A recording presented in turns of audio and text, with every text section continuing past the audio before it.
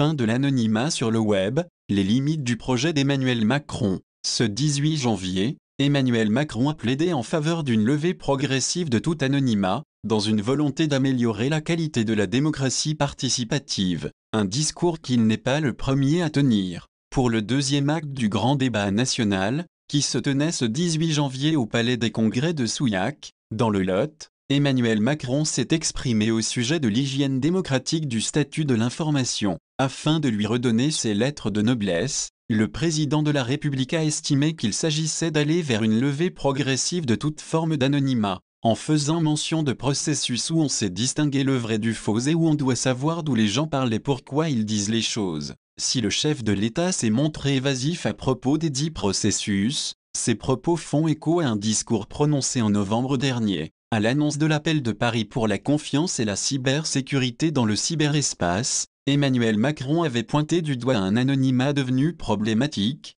qui laissait impunis des torrents de haine déversés en ligne, des documents d'identité pour se connecter concrètement, mettre en place des initiatives pour dissiper l'anonymat en ligne est envisageable. Il est techniquement possible de soumettre une inscription sur un réseau social, Facebook en tête, à la fourniture d'une pièce d'identité. Une proposition en ce sens avait d'ailleurs été formulée par Éric Ciotti, député LR des Alpes-Maritimes, en août 2016, pour mieux lutter contre le terrorisme. Cela balaie d'un revers de main l'efficacité et la nature même des VPN, ces réseaux privés virtuels qui favorisent l'anonymat en ligne et générant des adresses IP factices. Ces logiciels deviennent inutiles dès lors que des identifiants correspondant à une identité réelle, et associés à une pièce d'identité, sont réclamés pour se connecter à un réseau. Ce genre d'obligation, si elle passait par la loi, serait impossible à respecter pour les petits acteurs et risquerait fort de renforcer davantage les grandes plateformes américaines,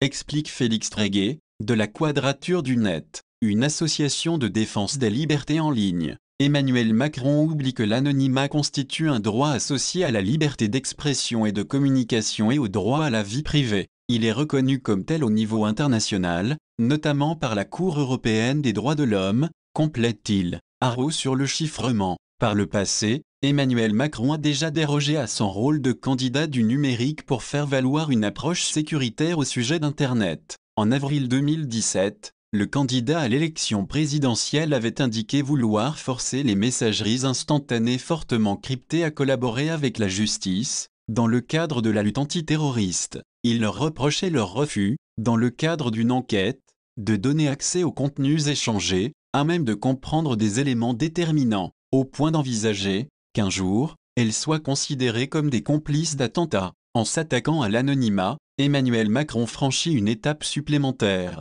Cette question de levée progressive de toute forme d'anonymat est en filigrane un aveu de faiblesse face à la défaillance d'éducation des citoyens d'une part, et l'incapacité ou l'ignorance en matière d'investigation, d'une autre, souligne Rena Stamboliska, experte en sécurité des données personnelles et auteure de la face cachée d'Internet. À défaut d'harmoniser les interactions avec les plateformes, pour ne citer que cet exemple, on renvoie la responsabilité sur le citoyen. C'est ce glissement-là qui est problématique et qu'il faut expliquer, expliciter et combattre. Surtout, Emmanuel Macron semble prôner une position non seulement partagée par Éric Ciotti, mais également mise en avant par ses prédécesseurs François Hollande et Nicolas Sarkozy. La méfiance envers la parole critique ou irrévérencieuse qui se déploie sur Internet est largement partagée par les élites politiques, rappelle Félix Tréguet. Pourtant, et malgré la défiance qu'il peut inspirer, l'anonymat a son lot de bienfaits, avance le chercheur post-doctorant à l'ISCC. Il conviendrait de combattre la vindicte dont il fait l'objet en rappelant qu'il permet aussi de lutter contre les formes de harcèlement en masquant l'identité de cibles potentielles.